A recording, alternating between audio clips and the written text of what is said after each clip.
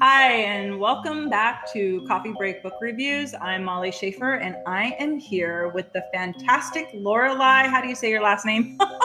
Savaryn. Yeah, like a king is sovereign, but it's spelled differently. That's usually how I explain it, like a sovereign monarch. Oh, cool. So it's Savaryn. Yeah. That is a rad last name. Yeah, it was a good one to marry into. It flows nicely. It does. Not only does it flow nicely, it's like you're sovereign, and I'm Schaefer. I'm a shepherd. Yay. That sounds great. Okay. So, Miss Lorelei, would you please introduce yourself to our audience? Yes. So I'm Lorelei Savaryn. I'm the author of The Circus of Stolen Dreams, which released in September 2020.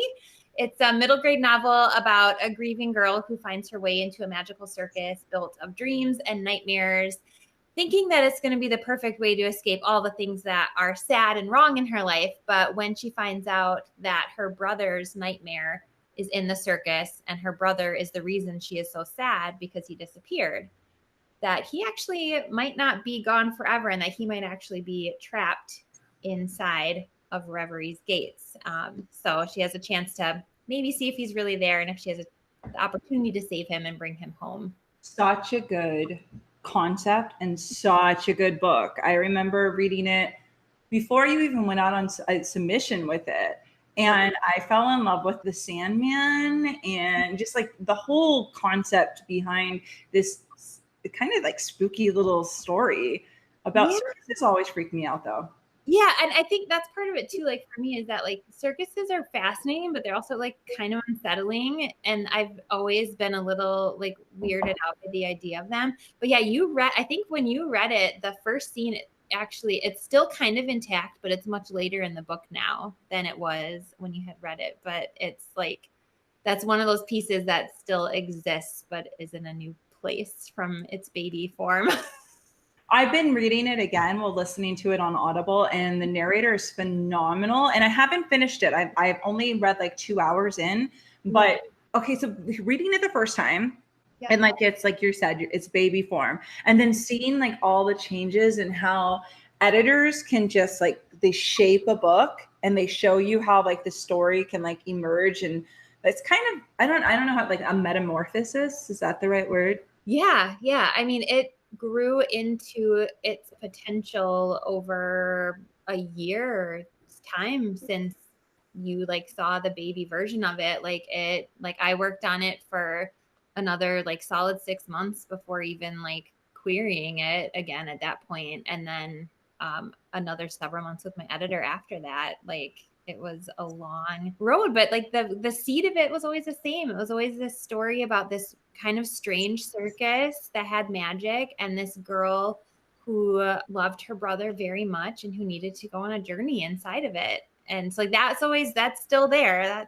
That's remained. That was the heart of it and the core of it. We're going to start off with question number one. Have you always wanted to be an author? If not, when did you decide to become an author? Yeah, I always liked writing. I mean, I have stories that I wrote in elementary school on where I just really had fun playing with words, and I always loved writing, and I would write even in things I did for school that I liked to write. I ended up majoring in my undergrad in creative writing because I liked it so much, and I was exploring like, did I want to pursue journalism, or like, what did I want to do with this enjoyment of writing that I had? But I graduated high school in the middle of the recession in the I graduated college in the middle of the recession in the early 2000s. And so it's like, it was hard to find a job in general. And so then thinking like, oh, I'm going to make money writing right now. Like that just felt really unrealistic. Mm-hmm. So I worked in corporate America for a year. I worked in a cubicle and I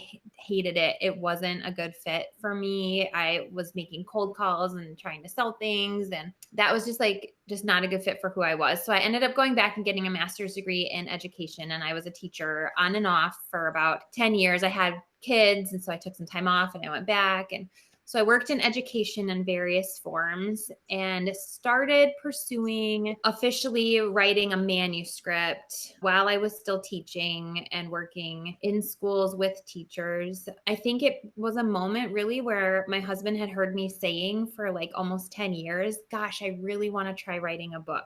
I would really like to try writing a book. And I would start and I would stop. And I was just really afraid of failing to the point where it kept me from doing it for a really long time. And then after we had our third baby, I was taking an extended maternity leave. And my husband said, well, why don't we use some of this leave, this extended leave you're taking, and carve out time for you to write a manuscript and finish it?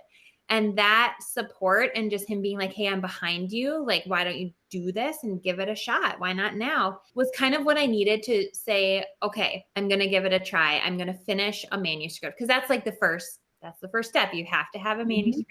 So that was the goal at that point, was to finish a novel sized thing. And I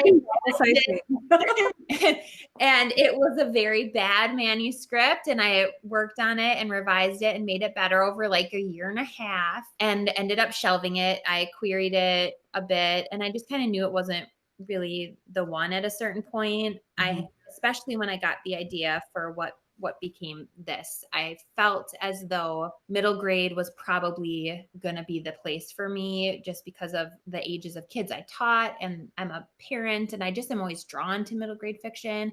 And then I had this idea that fit really well in middle grade. I felt strategically it was probably a good age range to try, also just because I'd seen a lot of agents looking for middle grade at that point in time. So I was excited about it. I had an idea, and I felt like it was a good time for the market. So then I wrote this, and worked really hard on that for over a year too. But yeah, I guess long story short is just that my husband made space for me to do the thing that I wanted to do. I didn't need his permission to do it, but it was more like he supported me in doing it and making it possible for me as a mom with 3 kids to carve out the time that I needed. So he would watch them, or we'd get a babysitter, and we created these pockets of time where I could write. And that was a team effort. And I needed that. And then pretty soon you keep writing and you have a manuscript. And that's awesome. Your husband sounds like really supportive and great and wonderful. And kudos, man, having 3 kids and writing a book and teaching teeny tiny kids. Right? Doing all the things. It's like, it's difficult enough to write a manuscript, but adding in life and just all the beautiful chaos that comes with it.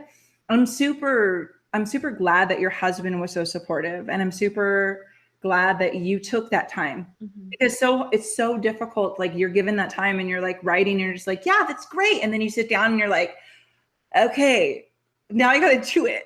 Like, yes. And it's so scary, and you have to face that fear every single time. I'm facing that. I'm revising my second book right now. I faced that fear today, like 30 minutes ago. It's still there. It's still really scary. But part of why I'm doing this right now is because I wanted my kids to be able to see that their mom chased a dream. I wanted them to see me chase it, and I wanted them to see that being a parent is compatible with pursuing your goals, and that I can be there for them and be mom. And I also can follow something that is on my heart and in my blood and in my bones. And I can do that too. And it's hard sometimes, but it's worth it, because both of those things in my life have really, really great value. They're like part of your identity, right? Yeah. It makes absolute sense. I tell my kids, I think we tell our kids as moms or as parents, like, pursue it, dream it, do it, chase it, right? And it's one thing to say that to your kids, and it's another thing to live it for your kids. And so that's so admirable. And I know that, like, every time I got a rejection letter, or every time I get a rejection letter, because it happens, or every time maybe the writing doesn't go the way that I want, I don't hide that from my kids. I don't sugarcoat how difficult it is to chase a dream, and how much it can hurt to put yourself out there and to be brave and to dare to dream, how scary that actually is. And I love that you're doing that for your kids, and you're showing them that dreamers need to exist in our world, especially during a quarantine. Yes.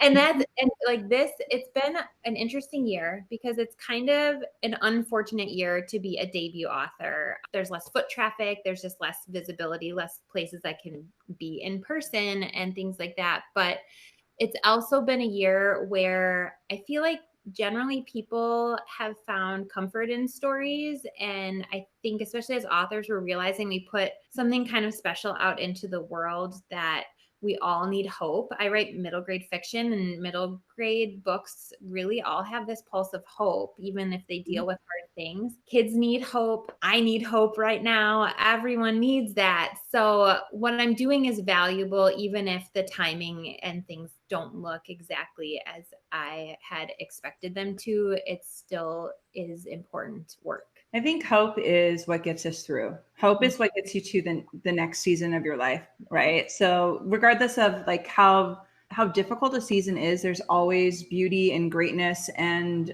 happiness and joy in the midst of it. And so even if it's not what you had envisioned, it's exactly what was supposed to happen, because I wouldn't have been able to tell my students over the internet, hey, search for this book right now, you know, in the middle of class, and kids are searching for the book, and oh my gosh, this looks so good, because we have a little bit more time to do that kind of stuff. When we're in person teaching, school's different right now, but when we're in person teaching, it felt like it was all driven by success, test, standard. Are you doing your best? And right now it's like we've chilled back a little bit on that as education. Not that we're saying that stuff's not important, but what we're saying is the kid's important. Yeah. And giving them hope is important, and not necessarily entertaining them, but showing them a different look at what's going on in their life right now. Yeah, it's opened some different doors that maybe wouldn't have been open before. Plus, it's really intriguing too, because this is everything is different right now. Like, so publishing is a little bit different. And like you're saying, like debuting your novel is different, because you can't really have a book signing, you know, you can't do school visits in the traditional way. But what's kind of cool about it is that you might not have been able to visit schools like in California, right? Because monetarily, it might not have happened. Yeah. But with Google Meets or with Zoom or whatever, you can multiple students, multiple teachers. It actually opens up avenues for you that people are. Before, I would have never thought to teach through Google Meets. I do it out of necessity, and I love it because I'm deaf, and it has, or profoundly hard of hearing, and it has like captions for me. Oh, wow. Yeah, it's pretty rad. So when my students have a question, like I can read out their question and get it like 90% of the time correct. And I don't know, it's just like in the midst of all of this craziness, something great is happening, and people are reading again. And students are actually more interested in stories than they have been. I've taught for 18 years, and there was a time when kids, this is boring, I don't want to do this. And now it's like storytelling's coming alive for them again. So maybe it's the perfect time. Yes. Yeah. That's a really, really great point. A great way to look at it. Mm-hmm. So question number 2, who's your biggest influence and why? As an author? It could be anything. It could be as an author. I know you were talking about your husband and your kids. Yeah. So I'm sure that they influence you, but like maybe just in general, like who has influenced you the most to become who you are right now? I think there's a couple of things, but they all tie together. So I'll start with my kids, but then bounce into the bigger picture, into somebody else who has made a difference. I think a lot as an author, I spend my time and the types of ideas that I give more attention to all come down to this idea of like, what kind of stories do I hope are in the world for my children to read? And what kind of messages do I want to put out into the world? Because you have, potentially any number of random strangers who could find your books. But if I narrow it down and picture the kid who is going to find something of value in a story that I've written, comfort, hope, and escape for a little while, some feeling less alone in something, then that really matters to me. And my kids are kind of a springboard for that. But then to kind of branch out on that, I'm a big fan of G.K. Chesterton, who was a theologian and a writer. And he has a quote that I have above my fireplace in my reading room. It's called our reading room. It's where the bookshelves are. I don't know. But There's a fireplace and bookshelves. So we call it that. But it says that fairy tales are more than true, not because they teach us that dragons exist, but because they teach us that dragons can be beaten. And that whole concept that he's put out there, that we need stories because they can show us that good can win over bad, or that bad things can happen, but they don't have to be the end or end all hope. That's sort of my biggest influence as an author. I would say in general, that's the thing that I take every story idea and I measure it against that. I don't want to just casually put books out into the world. I have this pulse that is going to be under all of them, and that drives me. So I think that would probably be it, is like thinking about the kids that are going to find my story, the kind of stories, the messages I want to put out there. And then with that whole, like, the dragons can be beaten kind of philosophy from Chesterton. I love that. I genuinely feel that stories are power, that they're magic. And it's been that way since I was a kid. I would open a book and transport myself from whatever trauma, problem, drama that I was facing, because I think as adults, we sometimes forget that it's hard to be a kid. It might be magical, it might be beautiful, but it's also hard to be a kid. And middle grade, it's really, really hard to be a middle school, middle grade kid. It's just, especially during a pandemic, like I can't even imagine what these kids can't see their friends, you know? And so you're giving them friends, you're giving them empathy.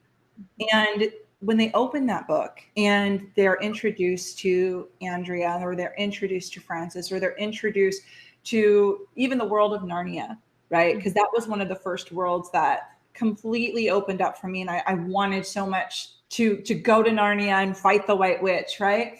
I wanted to meet Aslan. I still want to meet Aslan. I just really want to meet him. But it's like whatever I was facing, because kids face real stuff and they really do need hope. They need to see that, you know what, this problem, this sadness, this sorrow, this tragedy that I didn't want, but was given to me, was thrown upon me. Andrea can get through this. If her brother, if there's hope for them and there's hope for their family, then there's hope for me. That's it. Yeah, that's absolutely 100% it. You had such like an interesting, like you met me at a really interesting point, because my conversation with you was so encouraging and you were so enthusiastic. And I was like, after we talked, I was thinking, and you were talking to me about like the different paths and like how like submission works and all of that stuff. And I remember you saying like it's a crowded highway, like with the big 5 publishers, like it's a crowded highway. And you were so excited about the story. And I felt its potential, like after talking to you. But I had this like little thought, and I was like, I don't want to like be in line on a crowded highway. I want this book to be in the kind of position where it could jump to the front of the line. And I knew I had like more to do to get it to be in a spot where it could like jump to the front of the line. And so I revised it for 6 more months. Like after we talked, I pulled it from queries and was like, okay, I'm gonna like dig in and I'm gonna try and get this to a point where it has a shot at least of like hopping ahead of the crowded highway. And then it sold in a preempt. So that was like it was good, but it was like your enthusiasm, you saw what it could become. And I wanted to make it that. Like I wanted to take it there, and I wanted to give it the time it needed to like do it. And it was like this really important, like weird pivotal, like you're inspiring me right now. You're inspiring me right now, because I've been in a rut with writing a little bit. Sometimes you forget that it all comes down to hard work. Because you were so excited about it. And it was really hard for me to say, okay, you know what, this is my only offer on the table right now. I'm going to like actually just pull it from everyone, and I'm going to do more work instead. And I don't know if I'm ever going to get an offer again. Like, that was really scary. That is like, that is so incredibly brave. And what I love about that, you're not afraid to make something right, even if it means you're going to have to wait a little bit longer. But you're going to do right, and you're going to give justice to these characters. You're going to give justice to this story, and you're going to polish it because it's a gem. And it was a gem when I first read it. And like listening to it again, and like just like the work that you put into it, you're going to be great at this craft because you're going to put that work into it. Whereas there's other people who aren't willing to do that because they're scared. We were talking about fear in the beginning. You were afraid to write this book. You were afraid, not this book, but just writing in general. And fear was holding you back. But look at that. Okay, you had this opportunity and you said, you know what? I'm going to take a step back. And she sees something in this book, and I'm going to get it to that level that she sees it. And I'm going to pull it from all of these other agents who could make my dream come true. But that just might mean that maybe it doesn't go exactly where I want it to go yet. That is so courageous. I actually this is really important conversation because I need that reminder right now. I actually basically just white paged my second book. I'm almost done with like rewriting it, but my editor and I were in discussions, and I realized there was something really at the core of it that I needed to change that had huge ripples, and it was basically the same as, like, I knew the characters and I know the world, but I basically had to be like, delete page 1, like. So I'm not totally starting from scratch because I know the characters and I know the world and I know the magic system, and that's all fleshed out. But I had to say goodbye to 2 fully worked on drafts of this story. And it's, again, been incredibly scary, but it's that whole thing again. Like, I know what it can become, and I don't want to settle for less than that. So this is a very important reminder because I'm, generally speaking, very afraid right now, but I'm pushing through. One of the things that my husband actually tells me, maybe not in the same way that I'm going to say it, but if it's not scary, it's not worth it. And then for you to like sit there and say like, okay, I'm almost done. And that's such a great feeling. It's like, to almost be done with the book. And then you're like, but it's not right. Yeah. And I don't want mediocrity. I want epic. And so I don't think you want mediocrity. No. Rewrite it. Yep, do it. And it's going to be better. It's going to be greater. And it's your name's on that. Your kids are going to read that. You want these stories of hope. You want people to pick up a book that is Lorelei Savaryn's book, and they know it's going to be great because you will settle for nothing less. Yes, it's hard when you're in the middle of being terrified, but that's it. And then you get to the other side, and I know I'll get there, and it'll be okay. But yeah, those moments of fear keep coming, and you keep going because it matters. So what has been the best part of publishing for you? Couple things. One, honestly, just kind of a dorky book nerd thing, like taking this that has my name on it and just like the smell of like yeah, you like just be like, I wrote this ink like is my words. And you notice how books like that's been cool, and holding it and feeling the weight of it and seeing it, these things that I came up with in my head in black and white on a bound page. That's been delightful. And then hearing that my story meant something to people. I've started getting some feedback. I've gotten a couple emails from strangers. That's been awesome because you hope it's going to mean something. So finding just somebody sending me an email or sending me a message or tweeting about it or whatever, and just saying this story came at a point where I needed to hear this, or that, like, that's, you can't put a dollar value on what that means to just have someone you don't even know find something in your story that meant something. So that's been cool. Strangers are reading your words. How cool is that? So cool. Scary. Also scary. Like, can't think about it too much, but also amazing because that's what you want. Like, that's the dream. But what is the dream? And like that you're okay. So it's forever. That's another thing. It's forever. Like, it's going to outlive you long past this. Your words are there. It's a legacy. And that's what authors want. Yeah, of course, money is great, whatever. Yeah. What really is amazing is having this picture in your head, but having this, like, these characters in your head, this world in your head, and putting it on a page. And then with the help of editors and, just amazing people who shape it, and you get to see it come to form. And now you're seeing the fruition of that as well, where people picking it up and people reading it and emailing you. And that's so great. Yeah, that part's been really cool. Okay. So what about rejection? Mm-hmm. I'm learning a lot from you today, because there's days when I just want to say I'm done, mm-hmm. and I've done enough, and I've worked hard enough, and I can't take this anymore. And the anxiety and the sadness is just too much. Yeah. But what helps me is like talking with people who have the same dream, and then hearing them say, please don't quit. You're good enough. This needs to happen.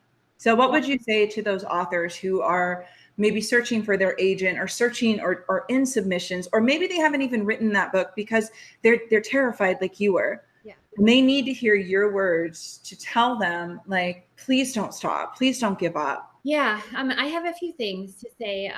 One is, I think that we pursue this dream because we almost can't not do it. Like, we can't leave it behind. We are willing to have our hearts battered to pursue it. As part of my virtual school visits, I have a scroll of rejection that I have a taped thing of, where I have taped together every agent rejection that I got and formed it into a scroll, and then have this dramatic unrolling of it in my backyard with my kids. And that is so great. Go ahead.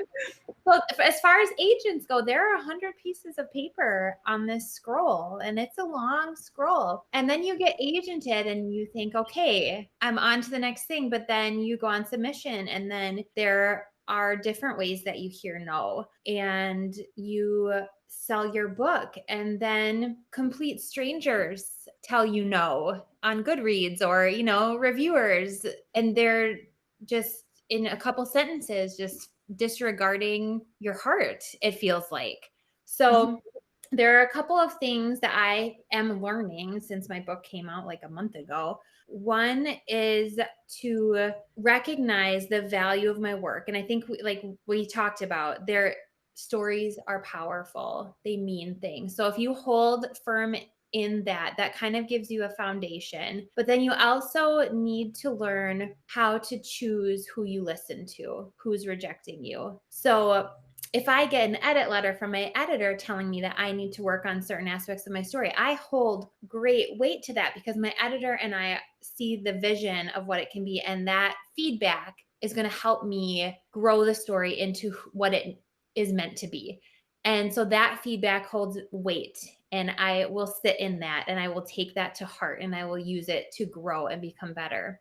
But then there are certain rejections that I actually don't owe them my time, and they don't need to be anything that I sit with for an extended amount of time. I don't even have to read certain rejections at all. I can say, I'm not going to look at people who didn't like my book. I'm not going to look up reviews. I'm going to let that be what it is. And if people really liked my book and they want to get in touch with me, I will happily read an email from somebody, but I'm not going to seek out people who didn't like my book and see why they didn't like it, because does that help me become a better writer? Does that help me write a good story if it's just someone who was just nasty about a book that I read? I think reading things like, if people really liked it and they really got your story, that can mean something great. But which type of feedback do we pay more attention to? Like, I tend to hone in on the negative stuff, and I'll focus on that, and I'll let it like break my heart for a day. And I might just completely gloss over somebody telling me how much they loved it. I'll give more weight to the bad thing.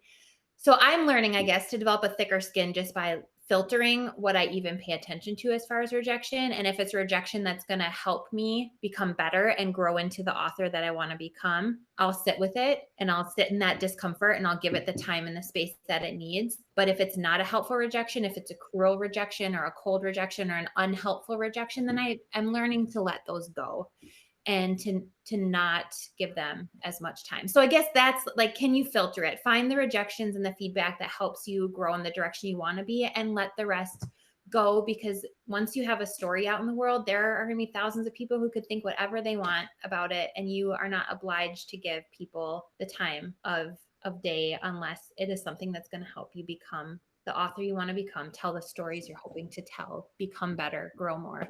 So that's, I don't know for what that's worth. That was a long-winded response, but filter. No, it's not. It reminds me of Brene Brown. Have you ever read Brene Brown? I'm familiar with some of her work. Yeah. Getting in the arena. Yeah. It's that idea of, are these people in the arena with you? Are they people who are putting themselves out there? Yeah. Are they people who are they just writing an opinion on whatever? People have opinions, And that's okay. And you're not saying that they can't have their opinion. You know, I don't necessarily like certain kinds of pizza. I'm honestly not a fan of mushrooms. I don't like them. Yeah. That doesn't mean that they shouldn't exist. And it doesn't mean that other people aren't going to love mushrooms. I just personally don't like them. Mushrooms are not for you. And that's okay. When you have a book out in the world, or you're trying to and you're trying to sell a book, like that's just how it is. You are not going to be the first author in the world to write a book that everybody in the whole world loves. Like that just isn't a thing that's possible.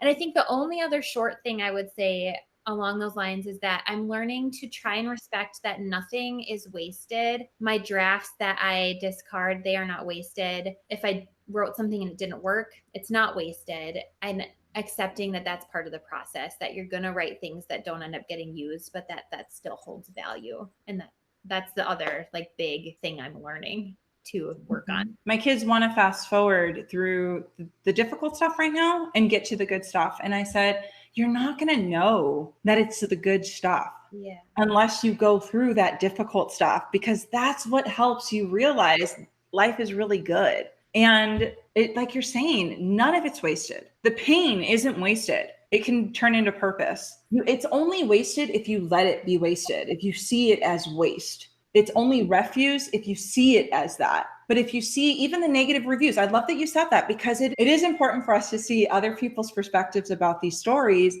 because that can hone you and it can make you a better writer. But if it's just to be mean, even like water off my back, let it roll. It's not a matter. But for people you respect, or even if they have a valid point, like, okay, my next book, I'm going to look into that. That's going to make me better. I think that's a very healthy way to look at rejection, and just to look at the process of growing, having a growth mindset. Yeah, absolutely. Okay, so finally, what can we expect from you in the future? You were saying that you are in the process of writing your second book. Can you give us a little information about it? Absolutely. It is a creepy, magical secret garden retelling. Oh my gosh, I'm writing a romance that's a secret garden retelling. I'm not even kidding. That's great. Give me 5. Yours is like a middle school. Mine's a like sweet romance. Yes. So great. So in my second book, my main character, like the source material, she loses both of her parents very suddenly. And the way that the world operates is that magic in their world is sort of a color that glows inside of a person's chest. And when she loses her parents, she fades and becomes one of the living gray. So all of the color drains from her world. Her magic goes down to a flicker. She literally turns gray. Everything she sees is in shades of gray now. And she has to go and move in and live with her uncle, who lives in the in-between, which is a place filled with ghosts, somewhere between the land of the living and ever after. And she thinks that she is going to be gray forever, but there might be other things in store for her. Oh, so. I want this book now. I want to read this book. I can't wait for you to get it exactly where you want it to be. That is such a cool concept. You are. That is such a cool concept. You're like the concept queen. That's your nickname. It's been, that concept has taken some time. But when I get it there and I can describe it briefly, and and you get it, that feels good. So I'm working really, really hard right now to get it right. I know when I have a good concept, when I can write a blurb, when I can write that, like when I can write a Twitter feed, like a pitch. Yes. I know. Yeah, that's it. Before I even write my books, I'm like, I need to see if I can Twitter pitch this. If I can Twitter pitch this, then I'm going to put the time in to write this. Because if I can't Twitter pitch this, then I'm not going to spend 6 months. Look, if you can get it that short, you've got a strong hook. And exactly. Okay, Lorelei, it has been so awesome chit-chatting about spooky circuses and lands of gray and hope. Yes. You've given me so much hope today to keep going. Keep going. Yes. And it's hard every step, but it's worth it too. So I hope we can stay in touch. Oh, we will. Because I need to hear about what happens with the second book. I want to be a beta reader, so bad. Okay. I love your words. Thank you. Love your words. Okay. Thank you for spending my coffee break with me. And you have a fantastic day. Thank you, you too. Bye. Bye. So much.